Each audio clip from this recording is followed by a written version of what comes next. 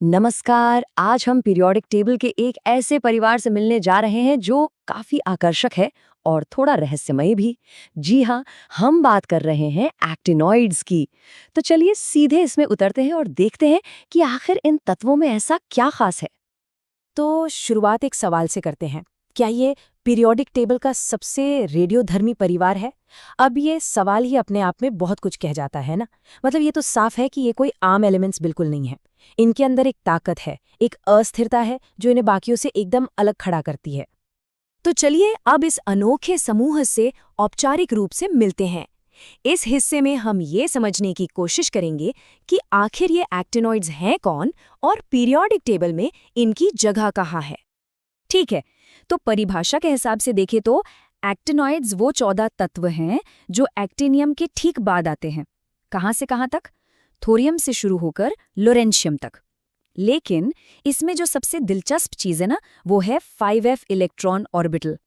यही वो जगह है, वो आधार है जहां से इन तत्वों का सारा अनोखा व्यवहार शुरू होता है।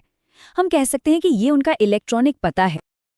और ये रहा इस परिवार का सबसे सबसे महत्वपूर्ण गुण। हर एक सदस्य बिना किसी अपवाद के रेडियोधर्मी है।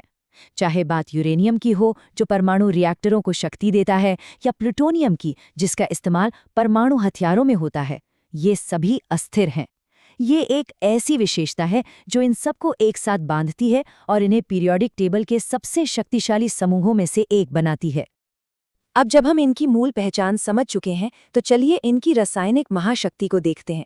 यही वो चीज़ है जो रसायनज्ञों को इनकी तरफ सबसे ज्यादा खींचती है। और वो महाशक्ति है इनकी ऑक्सीकरण अवस्थाओं की विशाल रेंज। आसान शब्दों में कहें तो इसका मतलब है कि ये बहुत सारे अलग अलग तरीकों से दूसरे तत्वों के साथ प्रतिक्रिया कर सकते हैं।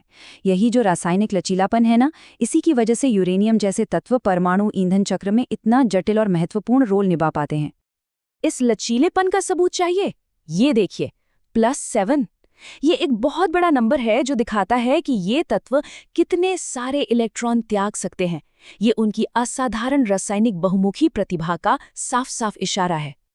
तो सवाल उठता है कि आखिर ये इतने परिवर्तनशील हैं क्यों? इसका जवाब छिपा है इनके इलेक्ट्रॉन विन्यास में। देखिए, इनके जो 5f, 6d और 7s ऑर्बिटल्स हैं ना, उनके ऊर्जा स्तर एक दूसरे के बहुत बहुत करीब है। और इसका मतलब क्या हुआ? मतलब ये कि इन सभी ऑर्बिटल्स से इलेक्ट्रॉनों को निकालना काफ़ी आसान हो जाता है। और जब इलेक्ट्रॉन आसानी से निकलेंगे तो ऑक्सीकरण अवस्थाओं की एक लंबी श्रृंखला बनेगी। ये बिल्कुल साफ दिखाता है कि कैसे इलेक्ट्रॉनिक संरचना सीधे सीधे रासायनिक व्यवहार को नियंत्रित करती है।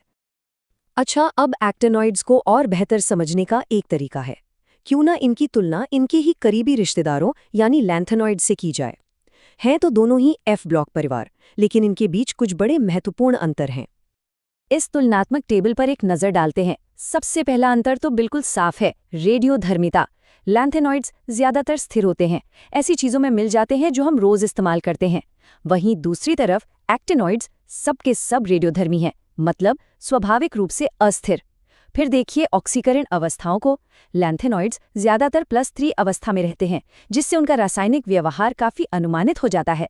लेकिन एक्टिनॉइड्स वो +7 तक जा सकते हैं, जो उन्हें अविश्वसनीय रूप से बहुमुखी बनाता है। और आखिर में कॉम्प्लेक्स यौगिक बनाने में भी एक्टिनॉइड्स बहुत आगे हैं। इससे रसायनज्ञों के लिए उन्हें पढ़ना एक अलग ही स्तर की चुनौती बन जाता है। तो ये अंतर साबित करते हैं कि रासायनिक रूप से ये दोनों बहुत अलग परिवार हैं। ठीक है, अब थोड़ी गति बढ़ाते हैं और एक त्वरित सारांश देखते हैं कुछ और महत्वपूर्ण विशेषताओं का जो इन एक्टिनॉइड्स की प्रोफाइल को पूरा करती हैं।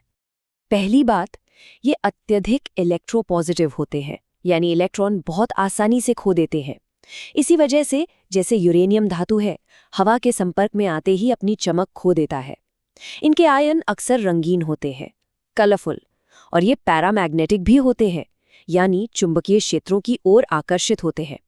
और हाँ, इस बात को नहीं भूलना चाहिए कि इनकी रेडियोधर्मिता की वजह से ये विषैले भी हैं। काफ़ी जटिल प्रोफाइल है इनकी। तो हमने काफी कुछ कवर कर लिया है। अब वक्त है इस सब को एक आसान, याद रहने वाले वाक्य में समेटने का। तो आइए इसके अहम निष्कर्ष पर। अगर इस पूरी चर्चा से सिर्फ एक चीज याद रखनी हो तो वो ये है, एक्टिनॉइड्स रेडियोधर्मी 5f ब्लॉक तत्व हैं जिनकी ऑक्सीकरण अवस्थाएं परिवर्तनशील होती हैं। बस यही है इनकी पूरी कहानी का सार। और इसी सोच के साथ हम इस चर्चा को यहाँ खत्म करते हैं। एक्टिनॉइड्स शक्तिशाली हैं, अस्थिर हैं और जटिल हैं। ये परमाणु ऊर्जा और हथियार दोनों का आधार हैं। तो सवाल ये है कि इन तत्वों का भविष्य क्या है और इंसानियत इनकी इस ताकत का इस्तेमाल आगे कैसे करेगी? एक ज़रूरी सवाल है जिस पर सोचना बनता है।